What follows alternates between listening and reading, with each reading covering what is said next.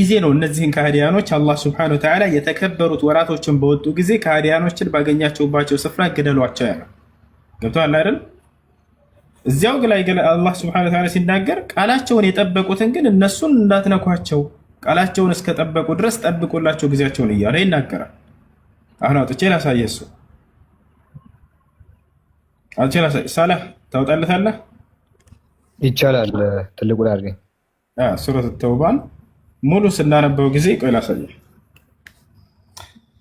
እዚያ ጋር ከላይም ስታነብ ጊዜ የሆነ የተፈጸመ ቃል ኪዳን ነበር። ያን ቃል ስላፈረሱ አካሎች የሚናገር እንጂ ማንኛውንም ከሃዲ ዛሬ ባገኘህበት ስፍራ ግደልበት ማለት አይደለም። በፍጹም አይደለም፣ በፍጹም።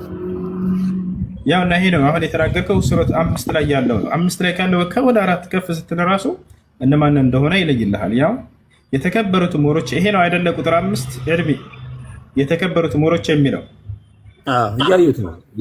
የተከበሩት ሞሮች በወጡ ጊዜ እነዚያን ከሃዲያኖችን ተጋደሏቸው ይላል። ቁጥር 4 ላይ ከፍ ብለህ ወደ ላይ ስታየው ከአጋሮቹ እነዛ ቃል ኪዳን የተጋባቸዋቸውና ከዚያም ምንም ያላጎደሉባችሁ በእናንተም ላይ አንድን የሚያረዱባችሁ ሲቀሩ እነዚህን ቃል ኪዳናቸውን እስከ ጊዜያቸው መጨረሻ ሙሉላቸው። አላህ ጥንቅቆችን ይወዳልና። አየህ አይደል? ቃል ኪዳን የጠበቁትን እንዳትነኩ፣ ቃላቸውን የጠበቁትን ገብቶሃል አይደል?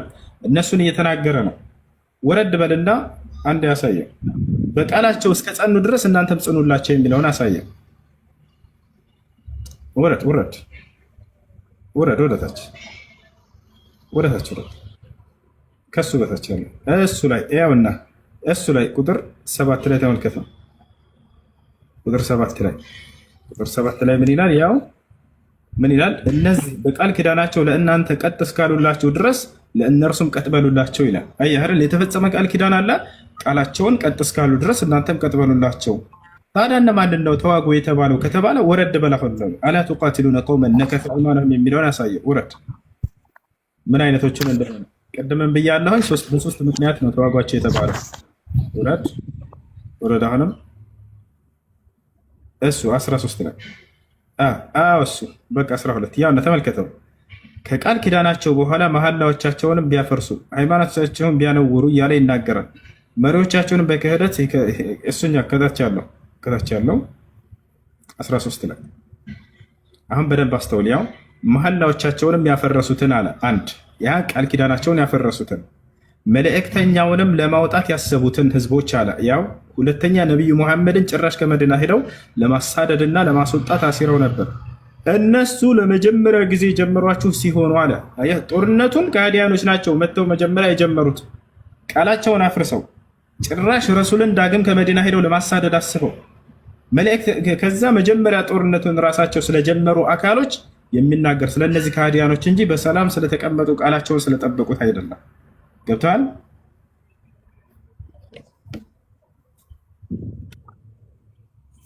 እዚህ ጋር ማነሳው ሀሳብ መሰለህ ነብዩ መሐመድ ከመካ በመጀመሪያ እስልምና በሚያስተምሩበት ሰዓት ከመካ ያባሯቸዋል በሰዓቱ የነበሩ ሰዎች። ለምን? በአምልኮ ጣዖት የያዙ ሰዎች ስለነበሩና እሳቸው ወደ መዲና ነው የሸሹት።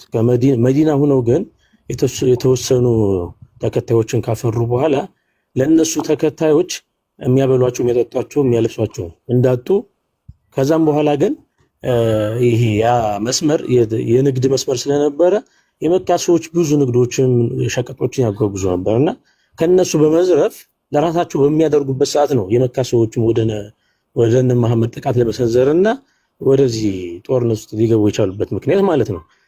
እነዛ ሰዎች ዝም ብለው ተነስተው አይደለም መዲና ሄደው ጦርነትን ያወጁ እነ መሐመድ ጋር ጦርነትን ያወጁባቸው። ለምን? የነሱን የንግድ መስመር በጣም ያቋርጡ ነበረ።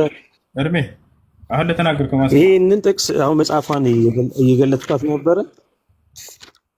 ማስረጃ ግድ ነው። በእርግጥ እኔ አንድ ስልክ ስለያዝኩኝ አውጥቼ ወይም የምመጣ አይነት ነገር ካልሆነ በስተቀር መጽሐፉን እየገለጥኩ ነበርና ስላልተመቸኝ ነው። ያ ነው አንድም የመካ ሰዎች ጦርነት ውስጥ የገቡት የነሱን የንግድ መስመር በጣም ስለሚያስተጓጉል ስለነበር ነው። ትንሽ ጊዜ በሰጠኝ ወይ ደግሞ ሌላ ወጥቼ መግባት የምችል ከሆነ እነሱንም አንስቼ ብናወራ ይችላል። አሁን የገለጽክበት መንገድ እነሱን ከሆነ የሚመለከተው ግደሏቸው ምን ብሏቸው የተባለው ለነሱ ነው ካልከኝ ግን የነገሩ መነሻ ሲጀመር የዛን የንግድ መስመር በማስተጓጎል የተነሳ ችግር ስለነበረ ያም ቢሆን እስልምና የጂሃድና የጦርነቱን መንገድ ያበረታታ ያስፋፋል የሚለውን የሚያጠነክር ነገር ነው አሁን እያነሳ ያለው ለማለት ነው። ኢስላም እንደሱ አይደለም። ቃል ኪዳን ፈጸሙ እያልኩህ ነው። የሰላም መሰረት ነው እንጂ ነው ኢስላም ቃል ኪዳን ፈጽሙ እያለ ሙሐመድ ሆይ ለእርቅ ከወረዱ አንተም ለእርቅ ውረድ እያለ ቃል ኪዳን ፈጽመው ነበር ላይ ዋጉ አንዋጉ። ልክ ነህ። አሁን ምንድነው ልክ ነህ። እሱን ሀሳብ እሺ፣ አንዴ ቃላቸውን አፍርሰው መዋጋት ጀመሩ። አየህ አይደለም? ከዚያ በኋላ ነው ጦርነቱ የመጣው። ነቢያችን ሰለላሁ ዐለይሂ ወሰለም እንዳውም ቃል ኪዳኑን የጠበቀን ከሃዲ የገደለ ገነት አይገባም ብለው ተናግረዋል። ሐዲስ ላይ ምን አሉ? መን ቀተለ ሙዓሀደን ለም የሪሕ ራኢሐተል ጀና፣ ከእናንተ ጋር ቃል ኪዳን ያለውን ከሃዲ የገደለ ሰው የጀነትን ሽታ አታገኟትም ብለው ነግረውናል። አየህ አይደል? በሌላ ቦታ ላይ ነቢዩ ሰለላሁ ዐለይሂ ወሰለም ምን አሉ? ላ ተተመነው ሊቃአል ዐዱው አሉ ወሰሉላህ አልዓፊያ፣ አደራ ከጠላት ጋር ተገናኝታችሁ መፋለምን መዋጋትን አትመኙ አሉ። ይልቁንስ አላህ በእናንተም በእነርሱ መካከል ሰላምን እንዲያሰፍን ለምኑት፣ ተማጸኑት አሉ።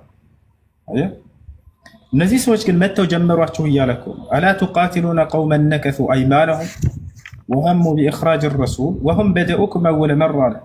እነርሱ መጥተው ጦርነትን የጀመሯችሁ ሲሆኑ አለ እነሱ መጥተው ባይጀምሩ ኖሮ ጫፋቸውን እንዳትነኩ ብሎ እየከለከለ ነው ኢስላም። ይህ ነው። እሺ አንዴ እዚህ ጋር ታስቺም ኮንት አርምኛለች። ችግር ያው ከእናንተ በላይ እኔም በደንብ ላላውቀው እችላለሁ፣ ግን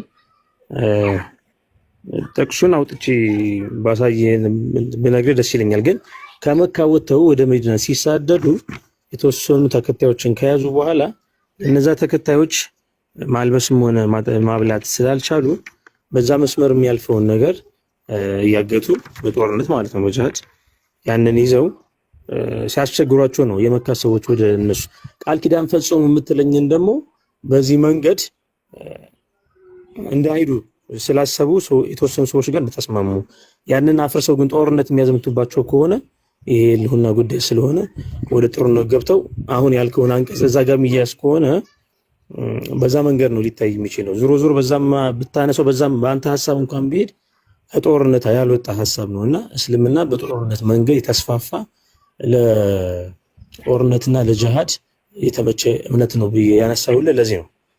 ይሄንን ወይ ደግሞ በመረጃ ካልከኝ አንዴ ወጥቼ ልግባና አንቀጿንም ልጅ በመጣ ደስ ይለኛል። ሌላም የተለያየ ጥያቄ ስለኝ በሴቶች ዙሪያ እንግዲህ እኛ አይምሮ ላለው ሰው ተናገርኩ እስካሁን ኢስላም አስሉ ከመሰረቱ ይኸውልህ በፍጹም ሐሳብህም እኮ ልክ ነው። አሁን ከላይ ጀምረ ስታነሱ ሐሳቡ እንደውም ልክ ነህ እንድትለኝ አይደለም። እኔ ቀጥታ ለክርስትና ልክ ነህ እንድትለኝ አይደለም። አዳም ልክነቱ እኮ ከምን አንግል መሰለህ በጦርነት እንደተስፋፋ አንተ ራስህ ያረጋገጥክልኝ ስለሆነ ልክ ነህ ያልኩት ያንን ነው። ኢስላም በዚያ መንገድ አይደለም። ጠላትን ተገናኝታችሁ መፋለምን አትመኙ ማለት ምን ማለት ነው? እግዚአብሔር ህፃናቶችን ግደሉልኝ ይላል። ምን ትላለህ? ሽማግሌን ግደሉልኝ፣ ካልገደላችሁልኝ በቃ ሰላም የለኝም። አልገድልም ያለውን አካል ተቀየመው፣ አዘነበት በጣም እና አውጣለት አንዴ ሳላ እንደሱ ከሆነ የምትፈልገው ና አንደኛ ሳሙኤል ምዕራፍ 15 ቁጥር 3 ላይ አውጣ። ህፃናቶችን ግደሉ የሚል አምላክ ይዘህ ሴቶችን ግደሉ፣ ሽማግሌን ግደሉ እያለ ጨፍጭፏቸው፣ አንድ እንዳትተው አንድ እንዳታስቀሩ አለ። አልገልም ብሎ ሳኦል በተናገረ ጊዜ በቃ አዘነበት፣ ተጸጸተ። እግዚአብሔር የእናንተን ጨርሳችሁ ነው? ተስማምተን ነው? በእናንተ ተስማምተን ነው? አንዴ አራዲ ልጅ አንዴ ተስማምተን ነው ወይ በእናንተ? ያና ምን ይላል? እግዚአብሔር የሚለውንም ስማ ይላል። እስራኤል ከግብፅ በወጡ ጊዜ አማሌቃውያን በመንገድ ላይ እየተቃወሙ ያደረገበትን ስለነበረ የሰራዊት ጌታ እግዚአብሔር አማሌቃውያንን ስለመቅጣት ወስኗል ይላል። ሄደህ በአማሌቃውያን አደጋ በመጣል ያላቸውን ሁሉ ደምስስ፣ ከእነርሱ ምንም አታስቀር አለ እግዚአብሔር። ወንዶችን፣ ሴቶችን፣ ልጆችን፣ ህፃናትን፣ ከብቶችን፣ በጎችን፣ ግመሎችን፣ አህዮችን ሁሉ ግደሉ ይላል እግዚአብሔር። ምን ትላለህ በዚህ ላይ? ህፃናቶችን ግደሉ እያለ ነው። ህፃናቶች ወረድ ብለህ አንብበው እስኪ ሁሉንም። ችግር የለውም አንብበው ጨርሰው ምዕራፉን ሙሉ ነው ያንብብ። እንዳውም ከወረድን የከፋ ነገር ነው የምታገኘው። ሰውየው አልገልም ብሎ እግዚአብሔር እንደተጸጸተ ይገልጻል። ሰውየው ከእግዚአብሔር ተሽሎ እንዴት እነዚህን እገላለሁኝ አለ። ከዛ እግዚአብሔር ተጸጸተ እሱን በመሾሙ። አንድ ሳላህ አንብብለት።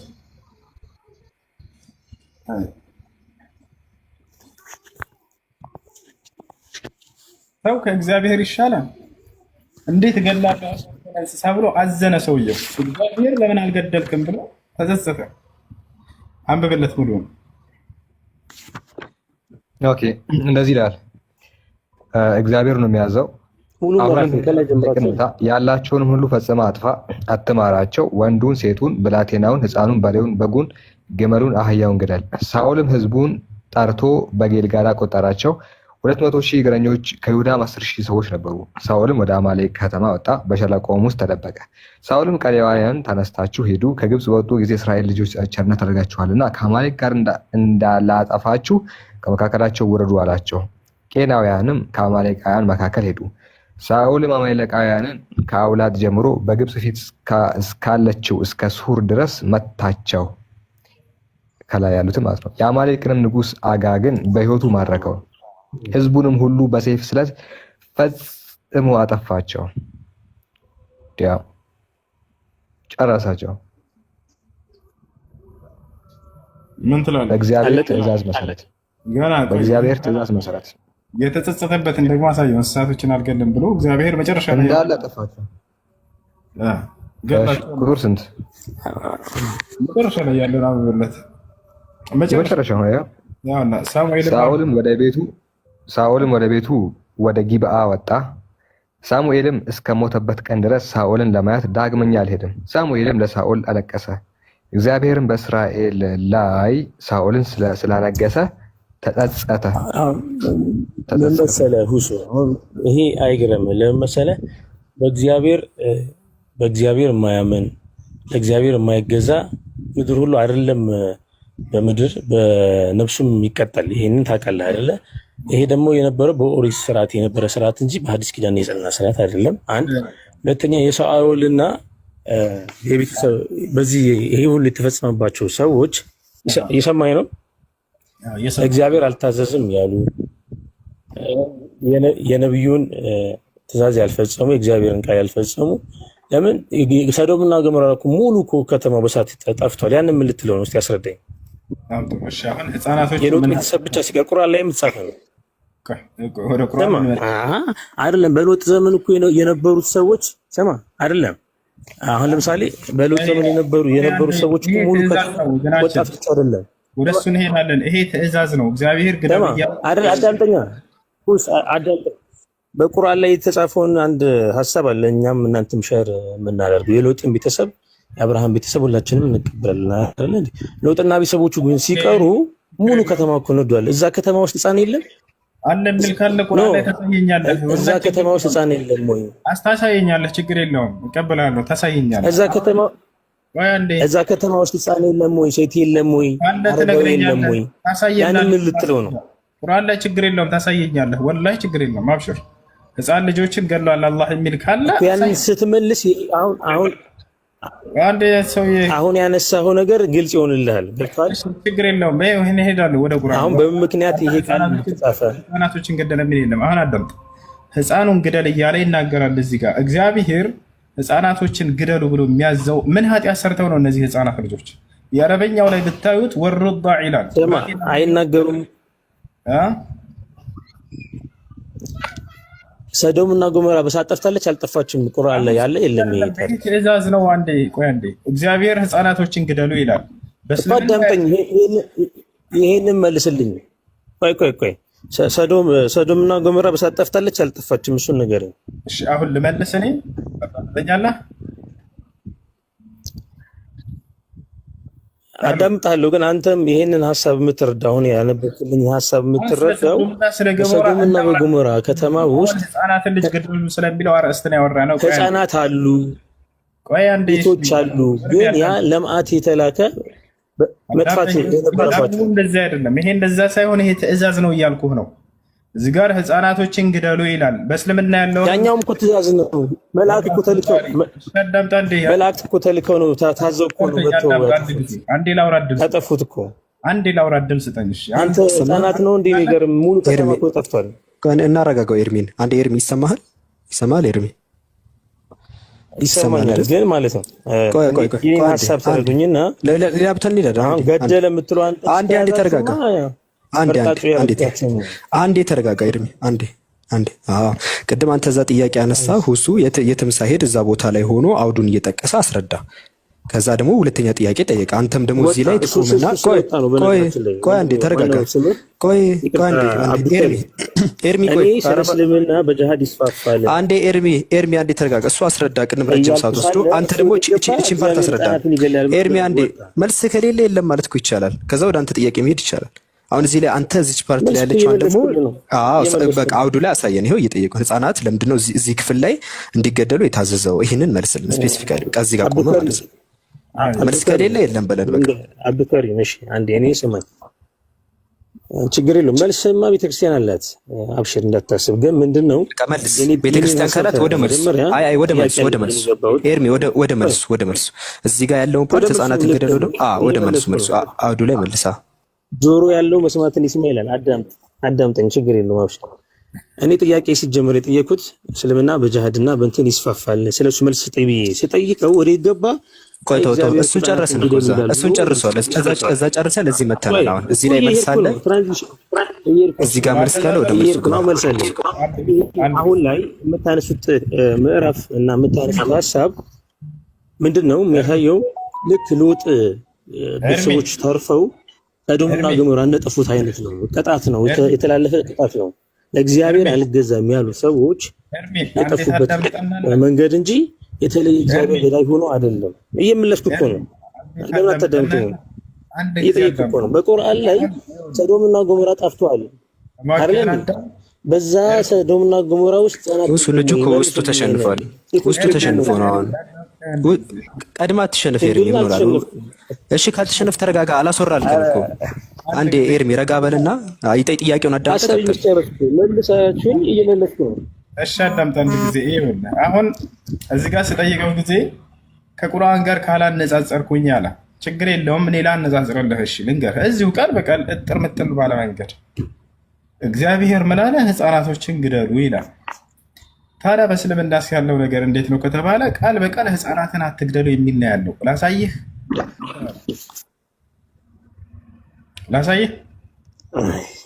አትግደል እኮ ተብሎ ተጽፏልኛ። የኛም እኮ ኦሪት የሙሴ ህግ ላይ አትግደል ተብሎ ተጽፏል። ያ ምን ማለት ነው? ህፃናትን የግድ ማለት አለበት? እርሜው እያሳየን ህፃናትን ግደሉ ይላል እግዚአብሔር። ያንተ አምላክ ህፃናትን ግደሉ ይላል አይደል? ይሄ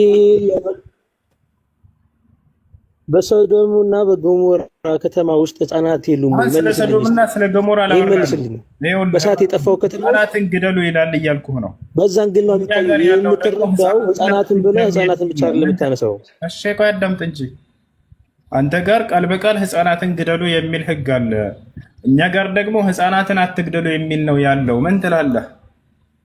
በህፃናት ላይ ጦርነት መክፈት የእውነተኛ ስለዚህ አንተ ቁርአን ላይ ቃል በቃል ህፃናትን ግደሉ የሚል ስለሌለ ህፃናት አልተገደሉም እያልክ ነው። አዎ ያው ነብያችን ላ ተቅቱል እምረአተን ሴትን አትግደል፣ ወላ ሰቢየን ህፃንን አትግደል፣ ወላ ከቢረን ሀረማ ያረጀንም ትልቅ ሰው አትግደል እያሉ ነቢዩ ሰለላሁ ዐለይሂ ወሰለም ይናገራሉ። ያንተ እግዚአብሔር ግን ምን አለ? ህፃናቶችን ግደሉ፣ ወንድን አትግደሉ ይላል። አሁን ካነሳኸው የቁርአን አንቀጽ ውስጥ ወንድን አትግደል የሚል የለም። ስለዚህ ወንድን ግደሉ ማለት ነው። እንደዛ እኮ ማለት ነው። ህፃናት እያወራሉ። ኤርሚ አንዴ ያንተ አምላክ ህፃናቶችን ግደሉ ብሏል። ለሽ መውት ለጥፋል ህፃናቶችን ለምን ግደሉ ይላል? ጥፋታቸው ምንድነው? እነዚህ ህፃናት ልጆች ህፃናትን መግደል የትክክለኛ አምላክ ባህሪ ነው? ሙሉ ከተማ ሲጠፋሽ አንድ ጥያቄ የኔን ጥያቄ ኤርሚ ይኸውልህ አንተ አሁን ወደዚህ እያልክ ነው፣ አባሮሽ ማለት ነው። ወዛ ጥቅስ ላይ ቆመ። ለምን አሁን እዚህ ክፍል ላይ ለምንድን ነው ህፃናትን እግዚአብሔር ግደሉ ያለው? ስፔሲፊካሊ የዚህ ምክንያት ብቻ ነገርን እዚህ ላይ ማለት ነው የተነሳው የመጽሐፍ ቅዱስ ክፍል ላይ ህፃናቶቹ ግደሉ ያለበት ምክንያት ምንድን ነው? ይሄን ብቻ ነገር ልክ ሰዶምና ገሞራ ህፃናት እንደጠፉ ሁሉ ይህም ለቅጣት ታዞባቸዋል። ህፃናቶቹ እዚህ ለምንድን ነው የጠፉት? እዚህ ክፍል ላይ አንዴ እዚህ ክፍል ላይ ሰዶምና ገሞራ ሌላ ስቶሪ ነው። እዚህ ክፍል ላይ ይሄኛው እዚህ ክፍል ላይ እግዚአብሔር ገደሉ ያለው ለምንድን ነው? እዚህ ክፍል ላይ ይሄ ስለ ሰዶምና ገሞራን እየተወራለው የክፍል ሌላ ስቶሪ እኮ አይደለም። ይሄ ስለ ሰዶምና ገሞራን የሚያወራው መጽሐፈ ሳሙኤል ምዕራፍ 15 ሌላ ስቶሪ አይደለም። አማሌቃውያን ብሎ የሚገልጻቸው አህዛብ እሺ እንትን ናቸው። ስለ ሰዶምና ገሞራን የሚያወራው የክፍል ይሄ የሚያወራው ስለ እነሱ ነው። ስለ ሰዶምና ገሞራን የሚያወራው ይሄ ተመሳሳይ ነው። እንዴ ቅጣቱ ተመሳሳይ ቅጣትማ እኮ ለምን ተቀጡ ነው? እዚህ ክፍል ላይ የተቀጡት ሐሳቡም ሎጂክም አንድ አይነት ነው። በእግዚአብሔር አለመታዘዝ ኤርሚ ለምንድን ነው እዚህ ህፃናቶቹ እዚህ ጋር ምን አጥፍተው ነው? ህፃናቶቹ እዚህ ክፍል ላይ ምን አጥፍተው ነው ጥያቄያችን። እዚህ ክፍል ላይ መጽሐፈ ሳሙኤል ምን አጥፍተው ነው? እዚህ ክፍል አንድ ዛፍ እኮ ስትቆርጥ ፍሬዎቹም አብረው ይወርዱ። ስማ አዳምጠኝ። አንድ ዛፍ ስትቆርጥ ከነፍሬው እዚህ ክፍል ላይ ህፃናቶቹ ምን አጥፍተው ነው? እዚህ ላይ ጥፋታቸው ምንድን ነው? ህፃናቶቹ እዚህ ክፍል ላይ የህፃናቶቹ ምክንያት ንገረን። ያንን መልስ ደግሞ ቁርአን ላይ ታገኘዋለህ። ሰዶምና ገሞራ ሙሉ ከተማ ሲያጠፋ ህፃናቶች ምን አድርገው ነው ያጠፉት? ምን አጥፍተው ነው? ያንን መልስ እኮ እያልኩህ እኮ ነው።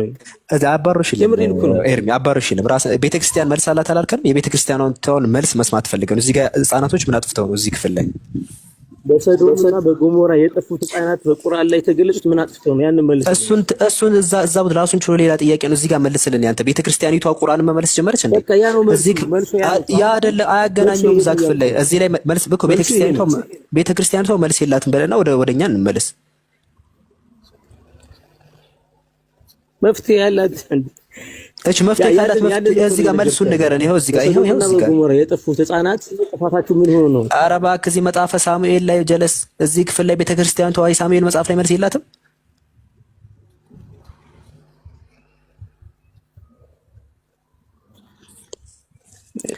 ማይሆን አደባባይ ላይ ነው የተሰነቀርከው ልጅ። በጣም ተዋዝኑት ግን እንደዚህ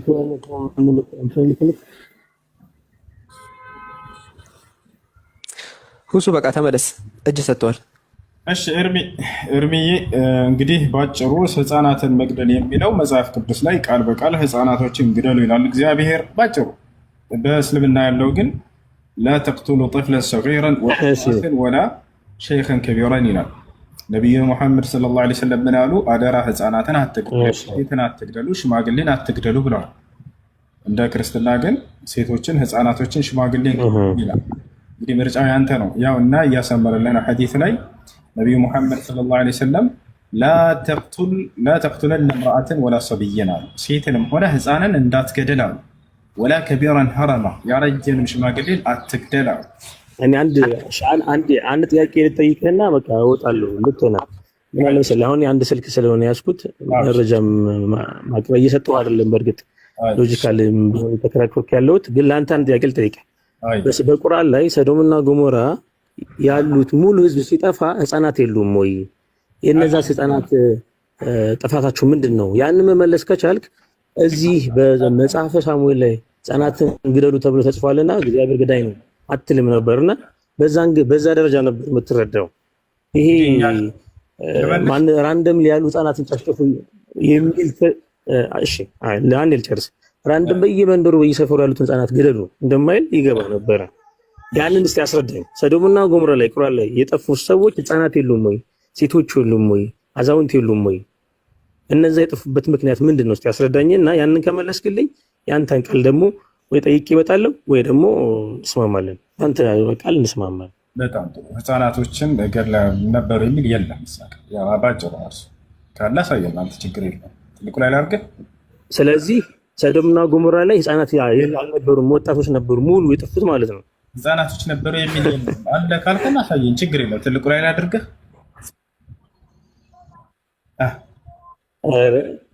አንድ ሀገር ላይ ውስጥ እንዴት ህፃን ላይኖር ይችላል ስታስበው? አንተ ራስህ ካለ አሳየን፣ ችግር የለም። ካለ አሳየን። ያው መድረኩን አንተ ውሰድ። ትልቁ ላይ ላድርግህ። ይሄ ጭፍን ነው።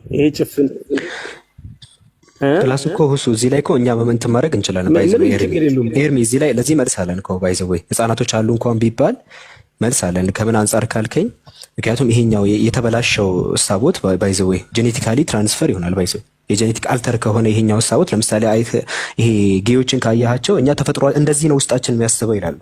አንደኛው ሰው ያንተ እንደዚህ ከተበላሸ የፈጠርካቸው ልጆች ራሱ ሰም ሶርት ኦፍ ብልሽት አለባቸው ጄኔቲካሊ ማለት ነው። ጄኔቲካል ሞዲፊኬሽን አለ ባይዘ ያ አንደኛ ሳሙኤል ላይ እኮ ስለ ሰዶም አይደለማ እንዴ? እምነት ደግሞ በጄኔቲክ አይተላለፍማ። ጄኔቲካሊ ኤርሚ ቆይ አንዴ ስለ ሰዶም አይደለም። አንዴ ሚውታርክ ተስማምታል። አንዴ ሚውታርክ አንዴ ብቻ የሰዶምና ጎሞራ በመጥፎ ልማድ ነው የጠፉት። ፕላስ ደግሞ አንድ ሰው አሁን ለምሳሌ የሆነ እንትን ካያቸው ይሄ እነዚህ ምንድነው ባይሴክሹዋሎች ምናምን እንደዚህ አይተሳቢ ፈልገውት ላይ ያደርጉት ይችላሉ። አንዳንዶቹ ሳይፈልጉ ራሱ ውስጣቸው ህመም ያለባቸው አሉ። እንደዚህ ነው የሚያስቡት። በጠይቃቸው እንደዚህ ነው ውስጣችን ሲጀመር እንደዚህ ሆኗል ነው የሚሉ እነዚህ አካላት መጀመሪያ ቅድማ ወይ አባቶቻቸው በዛ ተላልፈው ነው የሚሆነው። ግን በዚህ ቀጣቸው ላይ በእምነታቸው ነው የሚቀጣቸው። ህፃናቶቹ እንደዚህ ተበላሽተው ሊሆን ይችላል። የሚቀጥለው ትውልድ ይበላሻል። በዛ ሴንስም ሳይንቲፊካሊ እኛ ማስረዳት እንችላለን። ሰዶምና ጎሞራ ስቲል ህፃናት አሉ የሚለው ማስረጃ ማውጣት አትችልም። ግን አሉ ብንል ራሱ ስቲል ቢጠፉ ምንም አይነት ስህተት ሊሆን አይችልም። ለምን ሲባል ይሄ የባዮሎጂካል ችግር ነው፣ ሳይንቲፊካል ችግር ነው። ምክንያቱም ይሄ ነገር ይተላለፋል፣ ይበላሻል፣ የሚቀጥለው ጀኔሬሽን ማለት ነው።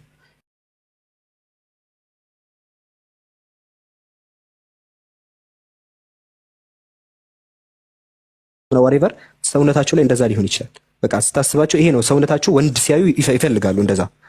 ያ የሚቀጥለው ትውልድ ከተበላሸ ደግሞ አስቸጋሪ ነው።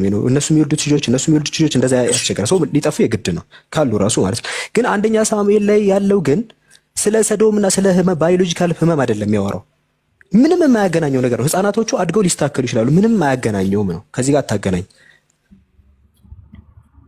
ሌላው የጨመረው ነገር አንዱ ቁርአኑ ላይ ድርጊት እንደተፈጸመባቸው የሚናገረው ኃጢአትን የሰሩ ሰዎችን ነው።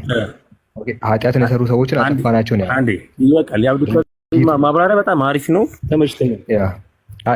ቁርአን እሱ ያለህ ምንድን ነው? ቁርአኑ ላይ እንደዛ የሚል ነገር የለም ህፃናት ጠፉ የሚል ግን ሎጂካል ያስኬዳል ነው እሱ እያለ ያለው። ግን በሱረቱል አዕራፍ ምዕራፍ 7 ላይ ነው የምናገኘው ታሪኩን ከቁጥር 80 ጀምሮ እና አጠፋናቸው ያለው ድርጊት ፈጻሚዎችን ነው እንጂ ድርጊት ያልፈጸሙትን አጠፋናቸው አላለም። አይታል። ህፃናት ደግሞ በዛ ጊዜ ያን ድርጊት ይፈጽማሉ የሚባል ነገር የለም። ድርጊቱን ከፈጸሙ ግን ኃጢአተኞች ናቸው። ጠፍተዋል ያለው ቁርአን ሱረቱል አዕራፍ ምዕራፍ 7 ቁጥር 83 ላይ ድርጊት የፈጸሙትን ሰዎች ነው። ሊትራሊ ይሄ ነው።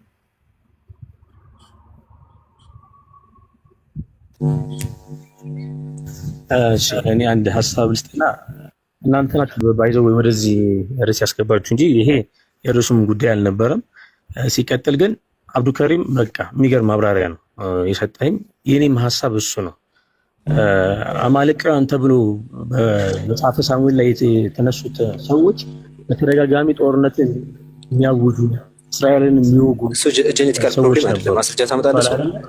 ማስረጃ ታመጣለህ ሳይንቲፊካሊ። ጄኔቲካል ፕሮብሌም አይደለም እኮ በቃ የሰዶምና ጎሞራ ግን ጄኔቲካል ፕሮብሌም። እኔ ማስረጃ ታመጣለህ። ማስረጃ እያብራራሁ ነው አይደል እኮ ማስረጃ ያስፈልገዋል። አሁን የተናገርከው ንግግር ማስረጃ ያስፈልገዋል። ጄኔቲካል አይደለም አልኩ፣ ተቀበልኩ። በቃ ጄኔቲካል ካልሆነ ከኔ ማብራሪያ ጋር አይገናኝም። በቃ ጄኔቲካል ፕሮብሌም ካልሆነ ሊያጠፋቸው አይገባም። አዳምጠኝ ነው አንተ እንደውም የሁሴንን የእሱን ማብራሪያ በደንብ ነው ፉርሻ ያደረክልኝ። አመሰግናለሁ። በጣም አመሰግናለሁ። እነዚህ ሰዎች ብዬ ነው የተነሳሁት። ኤርሚ አንዴ ኤርሚ እኔ የተነሳሁት መጽሐፉ ላይ ህፃናቶች ጠፉ የሚለውን ነገር ጭራሽ የለም። ግን አለ ብንል ራሱ ስቲል ፖሲብል ኤክስፕላኔሽን አለው። ምክንያቱም ሳይንቲፊካሊ ሰፖርት ይደረጋል። ቢሆን በሚለው ራሱ ብንሄድ ኤርሚ አንዴ ኧረ በፈጣሪ እኮ አሉ። ቆይ አሁን እኮ ሳላህ ነገር አንዴ ተረጋጋ። አንደኛ አለ ለሚለው ማስረጃ ማምጣት አትችልም። ቢኖር እንኳን ጥያቄ መሆን አይችልም እኮ። ተረጋጋ አንዴ ተረጋጋ። ቢሆን ራሱ ኧረ በፈጣሪ ማዳመጥ ትችላለህ ኤርሚ? አንዴ የምታዳመጥ ከሆነ ኢቭን ቢሆን ራሱ የሰዶምና ጎሞራ ፕሮብሌም ጄኔቲካል ፕሮብሌም ነው። ጄኔቲካል ፕሮብሌም እንደመሆኑ ቢጠፋ ችግር አይፈጥርም። ጄኔቲካል ፕሮብሌም ስለሆነ አንተ የተጠየቀው ግን እዛ ክፍል ላይ አንደኛ ሳሙኤል መጽሐፈ ሳሙኤል ላይ ያለው ግን ጄኔቲካል ፕሮብሌም አይደለም። የትኛውም አናሎጂ ሄድ ህፃናቶችን ልትገላቸው አትችልም፣ በምንም ስሌት ማለት ነው። አይ ጄኔቲካል ነው ፕሮብሌም ካልክ ማስረጃ ታመጣለህ። ቶሎ በል ትልቁ ላይ አድርጉትና ማስረጃ ያሳየን። ጄኔቲካል ፕሮብሌም ከሆነ ቶሎ በል ጄኔቲካል ፕሮብሌም ቶሎ በል ጄኔቲካል የተወለደ ማስረጃ አምጣልኝ። ኖ አይ ከአንተ ሀሳብ ስንነሳ ማለት ነው። ቶሎ በል መጽሐፈ ሳሙኤል ላይ ያለው ጄኔቲካል ፕሮብሌም የሆኑ ማስረጃ እኮ ጄኔቲካል ፕሮብሌም መሆኑን አሳየን። መጀመሪያ መጽሐፈ ሳሙኤል ላይ ያለው አንተ እኮ ከኔ ጋር ያገናኘው። ቶሎ በል ነው እኮ አላልኩም። እኔ እኮ የመጽሐፈ ሳሙኤል እኔ እያወራ ያለው ስለ ራሴ ጄኔቲካል ፕሮብሌም እዛ ስላለው እንጂ ማይገናኝ ከሆነ የኔም እንደዛ ነው ብለህ እንዳትጨርስ። ጨረስን። በቃ ምንም አይደለም። አሁን ሁሱ ካለ ቀጥል። በቃ ጨረስክ። በቃ ያለ ማስረጃ አትቀጥልም። ኤርሚ ከይቅርታ ጋር ማስረጃ የለኝም ግን ብለህ ትቀጥላለህ እንዴ? ማይገናኝ ከሆነ የለም ምንም እንቀጥል አንችልም። ጀለስ ማስረጃ ትቀጥላለህ። የለኝም ሳይሆን ያልኩት እኔ አንድ ስልክ ነው ያልኩት። አሁን ማቅረብ አልቻልኩም። አሁን እያወራሁ የመጽሐፉን ሰውዬ ንገረኝ። የመጽሐፉን የሊቁን ስምና ገጹን ንገረኝ፣ እኔ አውጣዋለሁ። የስኮላሩን የአስተማሪያችሁን ወይም ደግሞ የሊቃውንታችሁን መጽሐፉንና ገጹን ንገረኝ፣ እኔ አውጣላለሁ። እዚህ ባይዘዌ እኛ ኦርቶዶክሶች ነን። የመጽሐፍ ትርጓሜ ቸርች ፋዘር የቤተ ክርስቲያን አባቶችን ንገረኝ። እንትን የጻፉትን መጽሐፍ ቸርች ፋዘርም የለም ሊቃውንትም የለም። እሺ ሌላ ምንድን የምን አይነት መጽሐፍ ነው ያለሽ? እንደዛ አይደለም። ኢትዮጵያ ኦርቶዶክስ ቤተክርስቲያን ውስጥ የመጽሐፉ ሳሙኤል አንድምታ የሚል መጽሐፍ እሺ፣ አንድምታ ማግኘት ትችላለህ። አንድምታው ነው። እሺ ምን ላይ ምን ሚል አንድምታ ነው? ምንድን ነው የሚለው? እሺ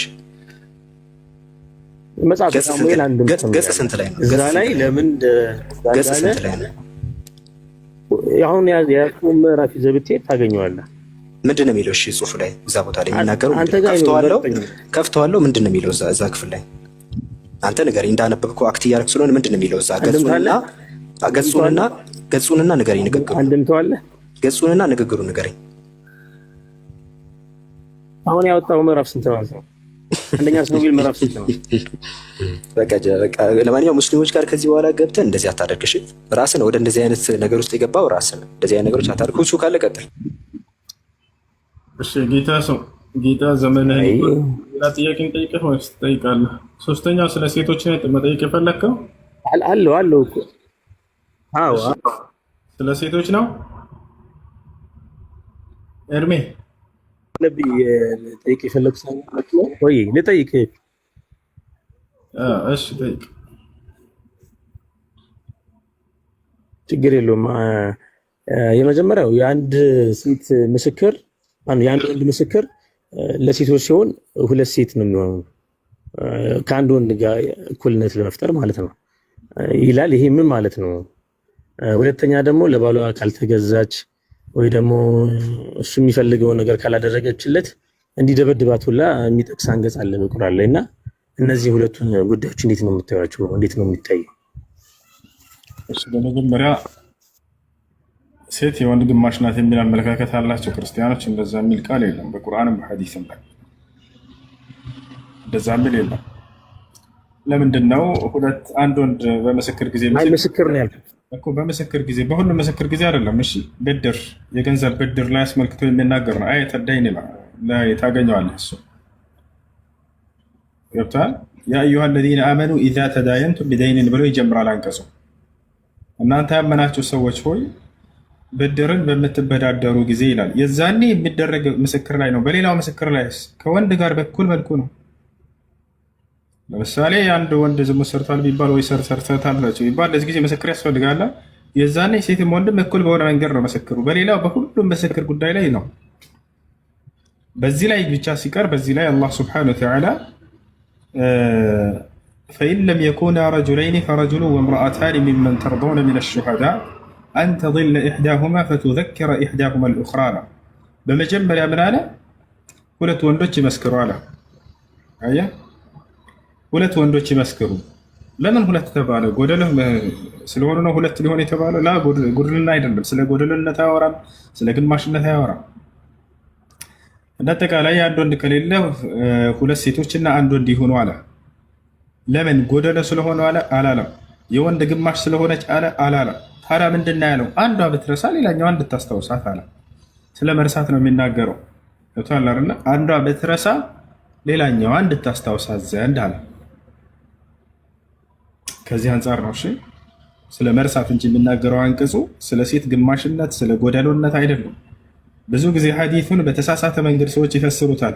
ሴት ልጅ አይምሮ ጎደሎ ናት እያሉ ሲፈስሩ ሰምታችሁ ታውቃላችሁ? ስህተት ነው።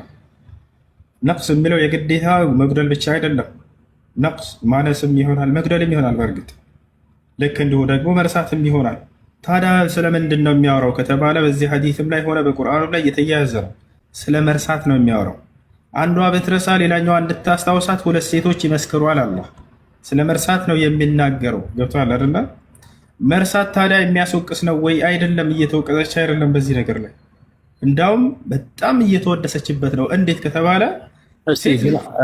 አውጣውና ብናነበው ደስ ይለኛል። አንዷ ብትረሳ የሚለውን ሌላኛዋ እንድታስታውሳት ነው የሚለው እንጂ አላህ ጎደሎ ስለሆነች የወንድ ግማሽ ስለሆነች አላለም። አውጣለት ሰላህ እንዲ አይተደይን የመጨረሻ እኔ ጎደሎ ናት ምናምን የሚል አላልኩም። የወንድ ግማሽ ናት እያልክ ያለሁት እኔ የአንድ ወንድ ምስክርነት በሁለት ሴት ምስክርነት ነው የሚጫነው አይነት ነገር ነው ሀሳቡና ያ እንዴት ነው የሚታየው ነው የሚለው ምዕራፍ 2 ከቁጥር 282 ላይ መስለኝ እንደዛ የሚለው ሀሳብ ተናግራል። ቆይ አንዴ እንደዛ ብላል አትቀይር ሀሳብ እሱን እየመለስኩ ነው። ስለዚህ አሁን ስለ መርሳት ነው የሚናገረው እያልኩህ ነው። አያት አንቀጹን ቀጥታ እንመልከተው። አንዷ ብትረሳ ሌላኛዋ እንድታስታውሳት ብቻና ብቻ ነው። ያ ደግሞ በደንብ እናስተውለዋለን። እንዳውም የእርሷን የሴት ልጅን ምን ያክል አዛኝ መሆኗን የተገለጸበት የሆነ አንቀጽ ነው። ለምን እንደሆነ ታውቃላችሁ? ሱራው ነገረኝ። ሱረቱል በቀራ የመጨረሻው ገጽ ላይ ሁለተኛ መጨረሻ ላይ ሂድ። መጨረሻ ላይ አይተደኝ ላይ መጨረሻ አይዋ አሁን ወደ ላይ ሂድ። ወደ ላይ ሂድ። ወደ ላይ አይተደኝ አሁን ሂድ። አሁን እሱ ጋር ተመልከት። ከወንድ ከሴቶቻቸውም ሁለት አስመስክሩ ካለ በኋላ አንዷ ብትረሳ ሌላኛዋ እንድታስታውሳ። ሁለትም ወንዶች ባይሆኑ ከምስክሮች ሲሆኑ ከምትወዷቸው የሆኑም አንድ ወንድ አንደኛዋ ስትረሳ አንደኛይቷ ሌላኛዋ እንድታስታውሳት። በደንብ አስተውሉ። አንደኛዋ ስትረሳ አሁን አብቡ ታያችሁ አይደል? ለምን ሁለት ሴት ይሁን የተባለበት ምክንያት ስለ መርሳት ነው የሚናገረው። መርሳት ደግሞ የሁሉም ሰው ባህሪ ነው አይደል? መርሳት የሚያስወቅስ ከሆነ የወቀስ አይደለም ሲጀምር። አንደኛዋ ስትረሳ ሌላኛዋ እንድታስታውሳት ዘንድ ሁለት ሴቶች ይመስክሯል። ያው ሁለት ሴት ይመስክሩ የተባለበት ምክንያት የአእምሮ ጎደሎ ስለሆነች ሳይሆን ወይንም ደግሞ ሴት ልጅ የወንድ ግማሽ ስለሆነች ሳይሆን አንዷ ብትረሳ ሌላኛዋ እንድታስታውሳት። አውጣ ውስጥ ያ አወጣልህ እኮ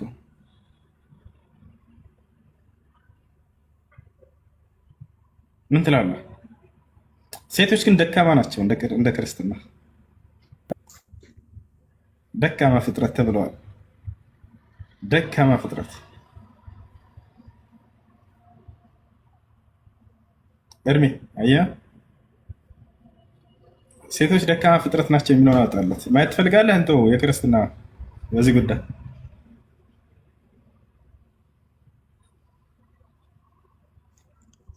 እስቲ አውጣና ያነበብክልኝ እያየሁ አሳየው። ሳላ ሴቶች ደስ ይለኛል እንደዛ የሚል እስቲ አውጣ ያሳየው። ማብሽር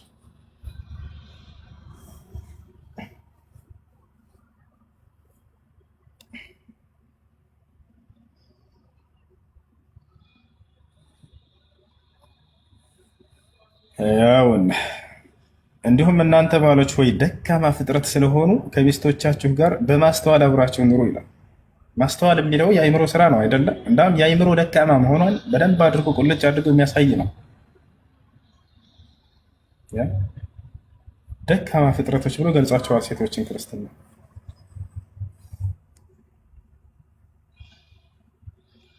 ያ ሰላም ያ ሰላም ያ ሰላም።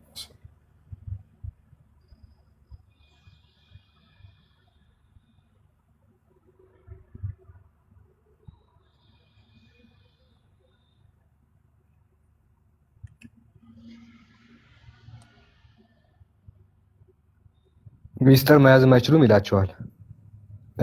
ሚስጥራችሁን አትንገሯቸው ምናምን የሚል ነገርም አለ። ኤርሚ ሴቶች ለወንዶች ተፈጥረዋል እንጂ ወንዶች ለሴቶች አልተፈጠሩም። እንደ ክርስትና አሳየ። ወደ ላይ ከፍ ብለህ እዛ ላይ ሴት ልጅ ስለ ወንድ ተፈጠረች እንጂ ግን ወንድ ልጅ ስለ ሴት አልተፈጠረም። ለወንዶች መጠቀሚያ ተብሎ ነው የተፈጠሩት። እንዲህ አይነት ነገር እናሳያቸው። ይሄ ነው የሚሻለው ወይንስ ስለ መለኮታዊ ትምህርቶች እንማማር? ስለ እውነተኛው አምላክና ስለ እውነተኛው ሃይማኖት እንማማር አይሻልም? እሱ መታችሁ ስለ ሴቶች ምናምን ስትነኩ ጊዜ ከዚያ የበለጠ ነው ያለው ከእናንተ ጋር። ምን ይሻላል? ቅዱሳን ጸጋ ይበዛላችሁ፣ በጸጋ የምትኖሩ ጥያቄ ካላችሁ ገብታችሁ ጠይቁ። እኛም ደንግጠናል። እሺ አብዱልከሪም እዚያ የምትጨምረው አለ? ሰላም ካላችሁ ጨምሩላቸው፣ ወይንም ሌላ ጥያቄ ካለ ወደ ሌላ ጥያቄ ብትሄድ የተሻለ ይመስለኛል። ያቺ ላንብብለትና ለውሃ ማፍሰሻ አታብጅለት፣ ለሴትም የልብህን ሚስጥር አታወጣ፣ ለሴት የልብህን ሚስጥር አታወጣላት ይላል። ታወራለች ነው ወሬ መያዝ አይችልም ነው የሚላቸው። አትቆጣጠርም፣ ራሷን መቆጣጠር አይችልም። ታወራለች፣ ሚስጥራችሁን አትንገሯቸው። ይሄ መተማመንን ያጠፋል። ግን አንብቤ ነው ትሰማለህ ወይስ እንዴት ነው? ትሰማለህ?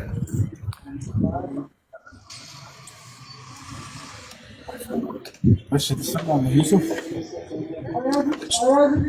ሰላም አለይኩም። አሎ ይሰማል? ወአለይኩም ሰላም። ሰላም አለይኩም። ዩሱፍ እንዴት ነው? ሰላም ነው? ደህና ነኝ አልሐምዱሊላህ። ሙስሊም ነህ ክርስቲያን? አለን አልሐምዱሊላህ። ያው አንድ ወንድማችን ሸሃዳ ለመያዝ ፈልጎ ነበረ። እሺ እና አጠገቤ ነው ያለው እና በጣም የተቆራረጠ ነው ነበር። መርሐባ። እሺ ያናግረኛል። ሰላም እንዴት ነህ? አልሰማዎችም። ኦኬ ይሄው አጠገቤ ነው ያለው። አናግር። አየሽ ሰላም ነው። ሰላም አየሽ እንዴት ነህ? ደህና ነኝ። እንዴት ነው? ደህና አልሐምዱሊላህ። ደህና ነኝ፣ በጣም ደህና ነኝ። አይ እስልምናን መቀበል ፈልገህ ነው?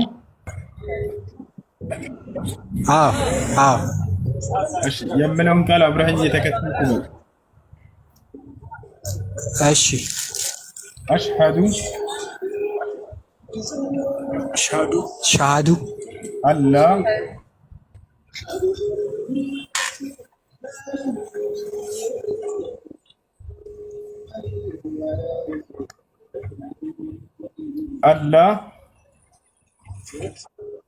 አላህ ኢላሃ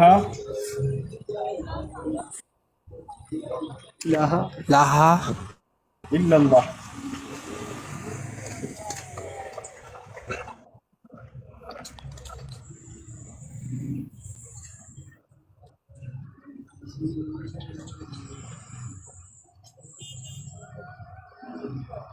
ኢለላህ አልተሰማኝም በደምብ።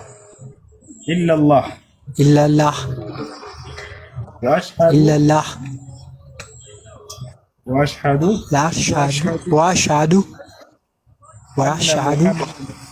አነ ሙሐመደን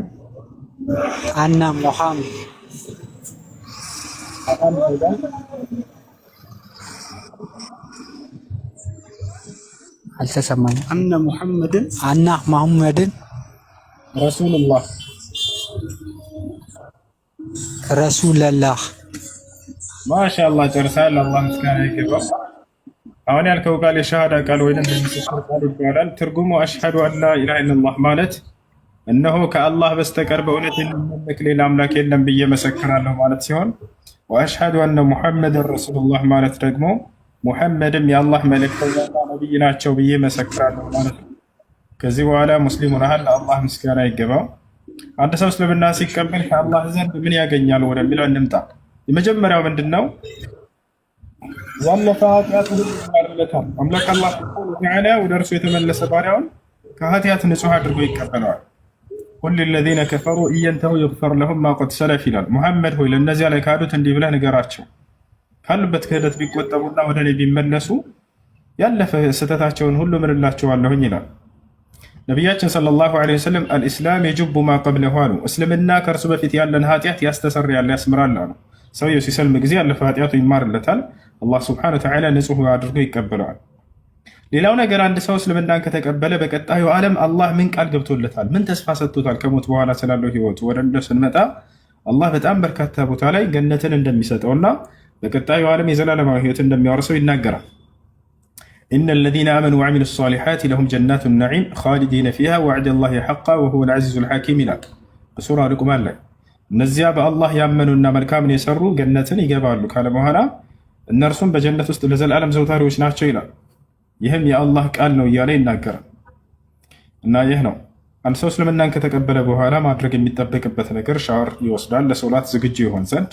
ከዚያም ንጹህ ልብስ በመስገድ ሶላትን ይጀምራል ማለት ነው። ስለ ሶላት አሰጋገድ፣ ስለ ውዱ አደራረግ በመማር ከአጠገብ ያለው ወንድምህ ያስተምርሃል። ኢንሻአላህ ቀላል ነው፣ እሱን ትማራለህ። ስምህ ማን ነበር?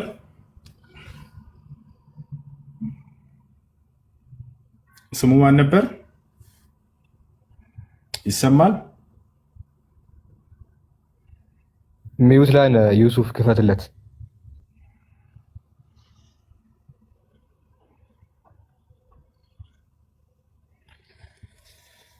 እሺ ስሙ ማን ነበር? ሚዩት ላይ ነው፣ አንሱለትና ይናገር። ኦኬ ብሩክ። ብሩክ ነበር። እሺ ብሩክ ስሙን ሙሐመድ። እሺ ከዚህ በኋላ ሙሐመድ ስለ ውዱ አደራረግ፣ ስለ ሶላት አስተጋገድ አስተምረው ሶላትን ከአንተ ጋር ሊጀምር። እሺ ወንድም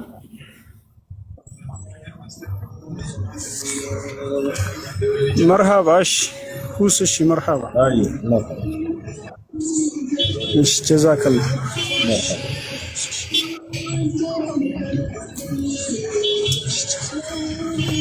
አራት ሺህ ሶስት መቶ ሰዎች አላችሁ። ወንድሞችን ፎሎ አድርጓቸው። ሙከሚልን ሳልህን እና አብዱልከሪም ትጠቀማላችሁ። እና ሳልህ እና አብዱልከሪም የውይይት ጥሪ አቅርበዋል። ለአከለና አኬ ለሚባለው ሰውዬ እና ለወገናችን ማነው ስሙ ለነዛ አቅርበዋል። እና ያንን ዲዩቲ እያደረጋቸው አድርሱላቸው፣ ለሁሉም እንዲደርስ አድርጉላቸው እና ውይይቱን ከተቀበሉ ማለት ነው። ጃቢር ላክ።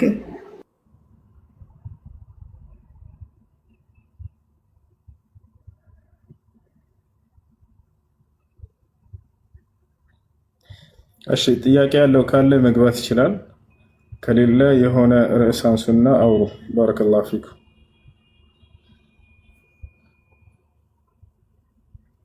ኦኬ እሺ ኢንሻአላህ አንድ ርዕስ አንስተን እናወራለን። ወንድሞች ሀሳብ አላችሁ? እነ አብዱ ሙከሚል እና ጃቢር። ሰላም አለይኩም። ወአለይኩም ሰላም ወራህመቱላህ። ሰላም አለይኩም ወራህመቱላሂ ወበረካቱ። ወአለይኩም ሰላም ውሱ አህለን አህለን ጌታ ሰው። እኔ እንኳን ሀሳብ የለኝም፣ እሱ እንኳን ብናመጣ ለማለት ፈልጋለሁ። ሌላ ሀሳብ ሹክራን ያ ጀማ ከሚል ሁላችሁም። እሺ እንኳን ደህና ቆያችሁ። ጃ እንዴት ነህ?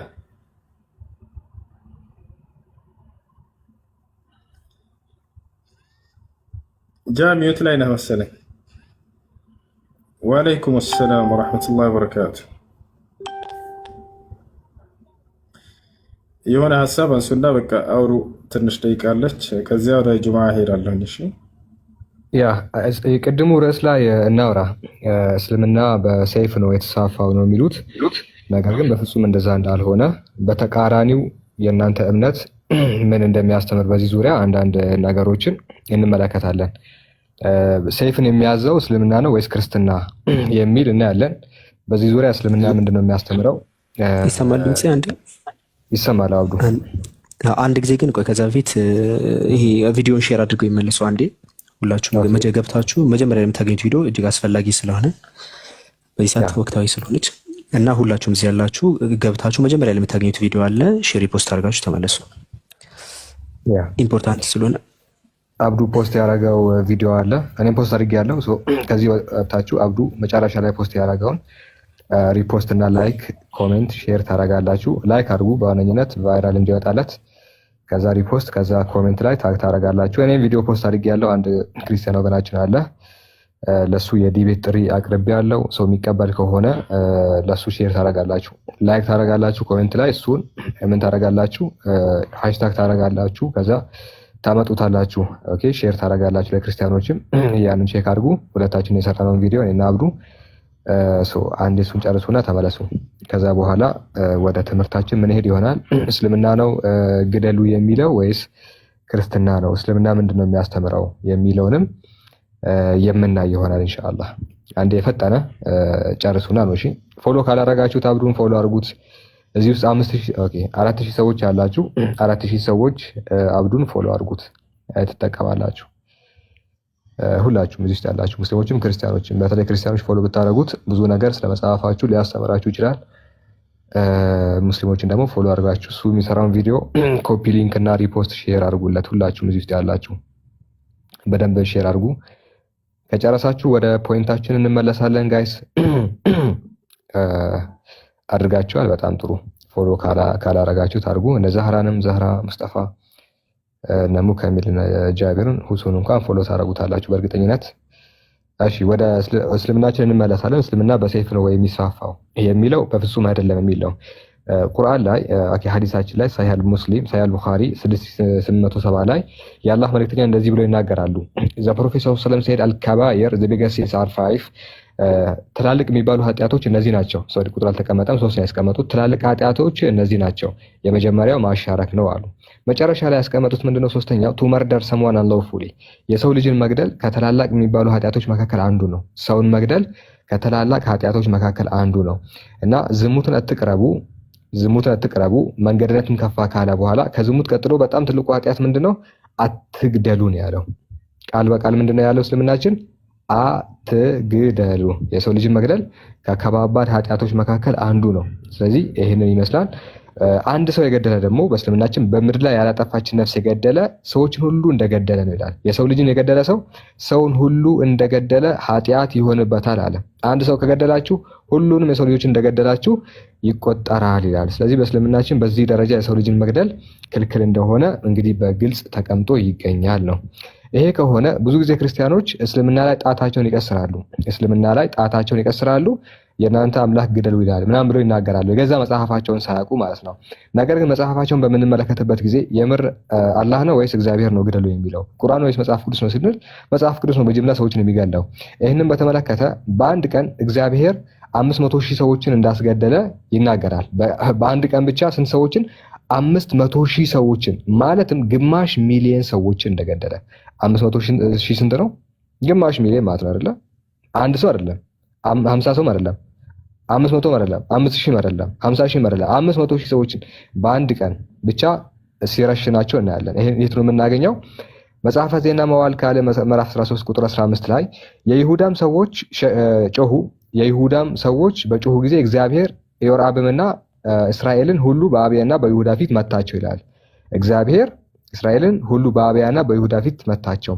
እንዴት ነው የመታቸው? ከእስራኤል 500,000 የተመረጡ ሰዎች ተገድለው ወደቁ ይላል። እግዚአብሔር በላከባቸው የይሁዳ ሰዎች 500,000 የሚሆኑ የእስራኤል ሰዎች እንደተገደሉ ይናገራል። ይህን ያደረገው በዋነኝነት ማን ነው? ይሄ በቀይ የተጻፈው ስም ነው። ማን ነው እሱ? እግዚአብሔር ነው። በአንድ ቀን ብቻ ነው የምላችሁ፣ በአንድ ቀን ብቻ 500,000 ሰዎችን ይገላል። ሌላኛው ደግሞ በአንድ ቀን 185,000 ሰዎችን ሲገድል እናያለን። በአንድ ቀን ብቻ 185,000 ሰዎችን ሲገድል እንመለከታለን። ይህን የት ነው የምናገኘው ከተባለ መጽሐፈ ነገሥት ምዕራፍ 19 ላይ እንደዚህ ይላል። በዚያ ሌሊት የእግዚአብሔር መልአክ ወደ አሦራውያን ሰፈር አልፎ 185,000 ወታደሮችን ገደለ ይላል። የማን መልአክ? የእግዚአብሔር መልአክ ወደ አሦራውያን ሰፈር አልፎ 185,000 ወታደሮችን ገደለ። በማግስቱ በማለዳ ሰዎች በሚነቁበት ጊዜ ሁሉም ሞቶ ተገኙ ይላል። ይሄን የሚሰራው ማን ነው? እግዚአብሔር ነው። በማን አማካይነት? በመልአኩ አማካይነት 185,000 ሰዎችን በአንድ ቀን እንደገደለ ያስቀምጣል። መልአክ ልኮ ማለት ነው። ራሱ አይወርድም። መላእክትን የላከ 185,000 ሰዎችን እንደገደለ ይናገራል። ይሄን ሁላ ህዝብ ማለት ነው። አይታችኋል። እሺ ሌላኛው በአንድ ቀን ደግሞ 120,000 ሰዎችን ሲገድል እናያለን። በአንድ ቀን 120,000 ሰዎችን ሲገድል ደግሞ እናያለን። መጽሐፈ ዜና መዋዕል ምዕራፍ 28 ቁጥር 5 ላይ ስለዚህ አምላኩ እግዚአብሔር በሶርያ ንጉሥ አሳልፎ ሰጣቸው፣ የአባቶቻቸውን አምላክ እግዚአብሔርን ትተው ነበርና የሮሜልዩ ልጅ ፉቃሄ በአንድ ቀን ከይሁዳ 120,000 ሰዎችን ገደለ ይላል። እንግዲህ ምክንያቱ ምንድነው ከተባለ እግዚአብሔር ትታችሁኛል ብሎ አንድ ሰውዬ ልክባችኋል፣ ሮሜልዩ ይባላል። አሁን ሰዎቹ እግዚአብሔርን ማምለክም አለማምለክም መብት ነበራቸው፣ ነፃ ምርጫ ካለ ማለት ነው። ነገር ግን ማምለክ ያለባችሁ እኔም ብቻ ነው፣ ካላመለካችሁኝ ደግሞ ገድላችኋለሁ ብሎ አንድ ንጉሥ ይልክባችኋል፣ የሮማዩ ልጅ ፉቃሄ የሚባል ሰው። ከዛ ስንት ሰዎችን ገደለ? በአንድ ቀን ይላል። አይታችሁ ከሆነ እዚህ ጋር በአንድ ቀን ከይሁዳ 120,000 ተገደለ ይላል። 120,000 ሰዎች ተገደሉ። ከዛ በኋላ 100,000 ሰዎችን በአንድ ቀን የገደለበት ሁኔታም አለ። መጽሐፈ ነገሥት ምዕራፍ 21 ላይ እግዚአብሔር የተራሮች አምላክ፣ ይሄ በጣም የሚገርም ግድያ ነው። ባይዘይ የእግዚአብሔር ሰው ቀርቦ የእስራኤልን ንጉሥ እግዚአብሔር እንዲህ ይላል አለ። እግዚአብሔር እንዲህ ይላል። እግዚአብሔር ምን አለ? ሶርያውያን እግዚአብሔር የተራሮች አምላክ ነው እንጂ የሸለቆ አምላክ አይደለም ብለዋልና ይህን ታላቅ ጭፍራ ሁሉ በእጅ አሳልፌ እሰጠዋለሁ፣ እኔም እግዚአብሔር እንደሆንኩ ታውቃላችሁ አላቸው። እነዚህም በእነዚያ ትይዩ 7 ቀን ያህል ሰፈሩ። በሰባተኛው ቀን ተጋጠሙ። የእስራኤልም ልጆች ከሶርያውያን በአንድ ቀን 100,000 እግረኛ ገደሉ ይላል። በአንድ ቀን ጥፋታቸው ምንድን ነው? እግዚአብሔር የተራሮች አምላክ እንጂ የሸለቆ አምላክ አይደለም ስላሉ፣ እግዚአብሔር የተራራ አምላክ ነው እንጂ የሸለቆ አምላክ አይደለም ስላሉ በአንድ ቀን ብቻ 120 እግረኛ እንደተገደለ ያስቀምጣል። ማምለክና ለማምለክ ነፃ ምርጫ ነበራቸው። ነገር ግን እግዚአብሔር የተራራ አምላክ አይደለም ስላሉ በአንድ ቀን 100,000 ሰዎች ሲገደሉ እናያለን። ብትደምሯቸው በአንድ ቀን ብቻ የተገደሉት 500,000 ፕላስ 185,000 ፕላስ 120,000 ፕላስ 100,000 ወደ 900,000 ይጠጋል። እንደውም በ5,000 ይበልጣል። ኦልሞስት 1 ሚሊዮን በአንድ ቀን ብቻ የሚገላቸው ታያታቸዋል። በአንድ ቀን ብቻ ወደ 900,000 ሰዎችን ሲገድላቸው እንመለከታለን። ከዛ ውጪ ደግሞ በጣም የሚያሳዝነው ፓርት ህፃናትን በትኩረት ሰጥቷቸው ህፃናት እንዲገደሉ ምንም የሚያውቁ ህፃናት እንዲገደሉ ያዛል። ኦኬ ኢንቴንሽናሊ እነሱ ላይ ተነስቶ ይህን የምናገኘው መጽሐፈ ሳሙኤል ምዕራፍ 15 ከቁጥር 1 ጀምሮ እግዚአብሔር የሚለውን ስማ ይላል። እሺ እግዚአብሔር ምን ሊል ነው? ሄደህ በአማሌቃውያን ላይ አደጋ በመጣል ያላቸውን ሁሉ ደምስስ፣ ከእነርሱ ምንም ነገር አታስቀር፣ ወንዶችን፣ ሴቶችን፣ ልጆችንና ህፃናትን፣ ከብቶችን፣ በጎችን፣ ግመሎችን፣ አህያዎችን ሁሉ ግደል አለ። ማንን ግደል አለ? ከእነርሱ ወንዶችን፣ ሴቶችን፣ ከዛ በኋላስ ልጆችንና ህፃናትን፣ እሺ ከብቶችን፣ እነዚህን ማለት ነው። ምንድነው አሁን ጥፋቱ? ከብት ምንድን ነው ያጠፋው? እሺ በጎችን አለ፣ በጊዜ ውስጥ የለም። እሺ በጎችን፣ ግመሎችንና አህያዎችን ግደል፣ ግመሎችንና አህያዎችን፣ ይሄ ነው አህያው፣ ግደል ይላል። ምንም ያላጠፉ ህፃናትን እያስገደል የነበረበት ዘመን ነበረ። ይሄን ነው የፍቅር አምላክ የሚሉት። ይሄ ነው ህፃናትን ሲያስገድል የነበረው አካል በአዲስ ኪዳን ይወዳችኋል የምንባለው። በሌላም ቦታ ሕዝቅኤል ምዕራፍ 9 ቁጥር 6 ላይ እንደዚህ ይላል፣ ሽማግሌ የሆነ ወጣት ወንዶችና ሴቶችን ህፃናትንና ሴቶችን ሁሉ ግደሉ። ሽማግሌ እነዚህን ማለት ነው በእድሜ ገፋ ያሉ ሰዎች ሽማግሌዎች እነዚህ ናቸው። በእድሜ ገፋ ያሉ ሽማግሌዎች። እሺ ሽማግሌም ሆነ ወጣት ወንዶችን፣ ሴቶችን፣ ህፃናትን፣ ሴቶችን ሁሉ ግደሉ አለ። ሴቶችን እንዲሁ ደግሞ ህፃናትን። ለህፃን የማያራራ ጌታ ህፃናትን፣ ሴቶችን ሁሉ ግደሉ። ነገር ግን በግንባሩ ላይ ምልክት ያለበትን ማንም አትንኩ፣ ግድያውንም ከዚሁ ከቤተ መቅደሴ ጀምሩ። ስለዚህ እዚያ በቤተ መቅደስ ከቆሙት መሪዎች አንስተው ግድያውን ማካሄድ ጀመሩ ይላል። እግዚአብሔርም ሂዱና ቤተ መቅደሱን አርክሱ፣ አደባባዩንም በሬሳ የተሞላ አድርጉ አላቸው። አደባባዩን በሬሳ የተሞላ አድርጉ። ስለዚህ እንደዚህ ብሎ የሚያዘው የፍቅር አምላክ ነው ወይ? እዚህ ላይ ወንድሞች የሚጨምሩት ነገር አለ? ነጃ እነ ሙኬ እነ አብዱ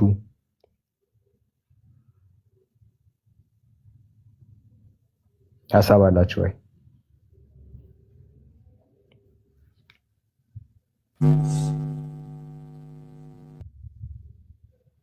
አየ የቴሌግራም ቻናል ፌዝ ትሩዝ ተቀላቀሉ ወይ አብዱ?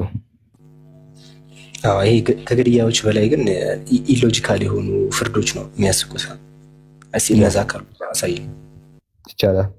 የቱ ላውጣ? ኢሎጂካል ፍርዶች ከሚባሉት ለምሳሌ ከአፒራንስ ጋር የተያያዘ አሁን ዘሌዋውያን ላይ ብንወስድ ከአፒራንስ ጋር የተያያዘ አሁን አንዳንዴ እኮ መሞት ይቀላል፣ ገባ መገደል ይቀላል ከስድብ ማለት ነው። በጣም ከበድ ካለ መናቅ መገደል መሞት ይሻላል። እና ዘሌዋውያን ምዕራፍ 21 ቁጥር 16-17 ጀምሮ ያለውን ብንመለከተው በጣም ነው በቃ እንዴት ነው የምትሉት?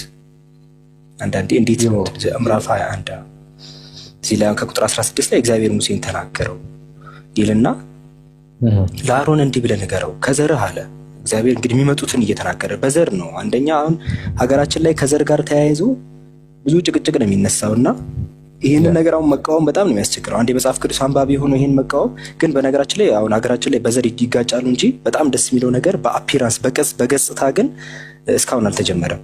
ግን መጽሐፍ ቅዱስ ላይ በገጽታ ተጀምሯል። በሚታይ በመልክ በምናምን በአፒራንስ ጦርነት ድሮ ነው የጀመረው ከዘር አልፎ ማለት ነው።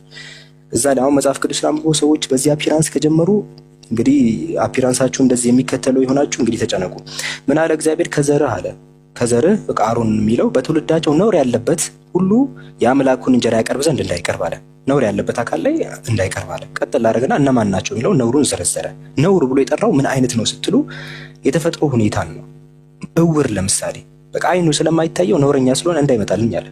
አንካሳ የሚያነክስም አካል ትንሽ ይደብራል መሰለኝ በእግዚአብሔር ፊት ነው፣ እኔ በማንም አላልኩም። አንካሳ አለ ወይ አፍንጫ ደፍጣጣ፣ አፍንጫችሁን ማሪፍ ካልሆነ ስልከክ ካላለ ስልከክ ያለ አፍንጫ እንደውም ሴቶች እየተሰሩ ነው አፍንጫቸው መሰለኝ የሚባል ነገር ሰምቻለሁ።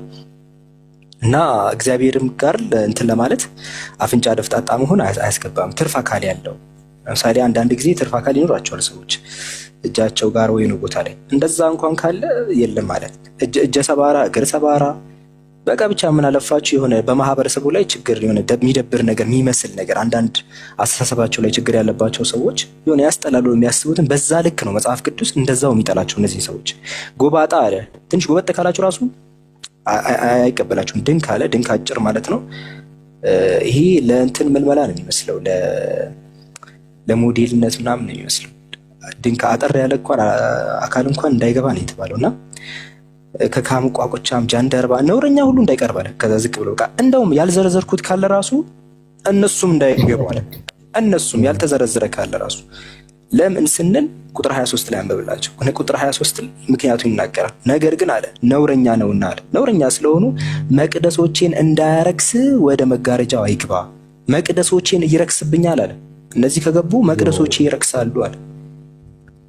እነዚህ ሰዎች ብትጠይቋቸው ቢሞቱ ነው የሚሻላቸው። አሁን ቅድም ሳላ ስለሞት ስለ ግድያ እየነገራቸው እኔ ይሄ በቁም ነው የሚገላቸው፣ ሳይሞቱ ነው የገደላቸው። አስበዋል። አምላክን እንትን ልትል ስትሄድ ኖ አንተ አጭር ነክ ስለዚህ አምላክ ታረክስብኛል ውጣ ብለዋል ስትባል ኖ አፍንጫ ትንሽ ደፍጠጥ ስላለ ይሄ አፍንጫ አልተመቸንም ውጣ ሲሉክ በቃ ሞራልን ነው የሚመታው። ሞራልህ ማለት ነው ታረክሳለህ አትምጣን የተባልከው። እስቲ ይሄን እንዴት እንደሚያስረዱ እኔ እንጃ። እስቲ ሐሳብ ቀጥልበት። ሰላም አላሁ አክበር። እንዳልከው በነገራችን ላይ አንዴ በሰይፍ አንገቱን ቢለው ይሻላል እኔ እንደዚህ ከሚለኝ። አንደኛ ምን መሰላችሁ የሚናገረው እግዚአብሔር ነው፣ ተራ ግለሰብ አይደለም፣ የሰው ልጅ አይደለም። እግዚአብሔር ሙሴን እንዲህ ብሎ ተናገረው ነው የሚለው። ለአሮን እንዲህ ብለህ ንገረው ከዘርህ በትውልዳቸው ነውር ያለበት ሰው አለ። ነውር ሲባል ኃጢአት አይደለም ጋይስ፣ ይዘረዝራቸዋል። ነውር ሲባል ኃጢአት ስለሰሩ ምናምን አይደለም። ምን ስለሆኑ ነው? አንደኛ እውር ስለሆኑ ነው። እውር ሲባል አይን ካሌላችሁ ቤተ መቅደስ ለመግባት በዛሬው ቋንቋ ቤተ ክርስቲያን ለመግባት ወይ ደግሞ መስጂድ መግባት ማለት ነው። ኦኬ፣ እዛ ለመግባት አንደኛ እውር ከሆንክ ትመለሳለህ። የታለ አይን? አይን የለህም፣ ተመለስ። አንካሳ ከሆናችሁ አንካሳ ሰዎች አሉ በዙሪያችን፣ ዶክተሮች አሉ፣ በጣም ሊቅ የሆኑ ሰዎች አሉ። አንካሳ ናቸው። በቃ ምንም ማድረግ አይቻልም፣ ተፈጥሮ ነው አይደለ? አንካሳ ወይም አፍንጫ ደፍጣጣ። አሁን አፍንጫችሁ ደፍጠጥ ካለ አታምሩም፣ ተመለሱ። ወይም ትርፍ አካል ያለው ትርፍ አካል አንዳንድ ሰዎች አላቸው አይደለ? እዚህ ላይ ጣት የሚወጣ ምናምን አይታችሁ ታውቃላችሁ? ትርፍ አካል እንደዛ ማለት ነው። ወይም እግረ ሰባራ፣ እግራችሁ ከተሰበረ በምንም ተአምር አትሄድም። ወይም እጀ ሰባራ ከሆናችሁ እጃችሁ ከተሰበረ፣ ወይም ጎባጣ ከሆናችሁ ጎባጣ ሰዎች እነዚህ ትንሽ ጎበጥ የሚሉ ሰዎች አሉ። አሁን ግዴታ ማማር አለባቸው ወይ ነው? አይነ መጭማጫ መሆን፣ ቋቁቻ፣ ጃንደረባ፣ ነውረኛ ሁሉ እንዴት እንደሰበራቸው ነገር ግን ነውረኛ ነውና መቅደሶችን እንዳያረክሳል። አላሁ አክበር። እራሱ ፈጥሮ ጎባጣ አድርጎ ፈጥሯቸው በጣም የሚያሳዝነው እሱ። መርሐባ ኢንሻአላህ ጀዛኩሙላህ ኸይራ።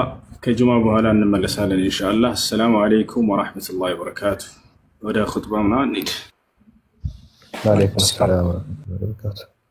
አይ መልካም ጊዜ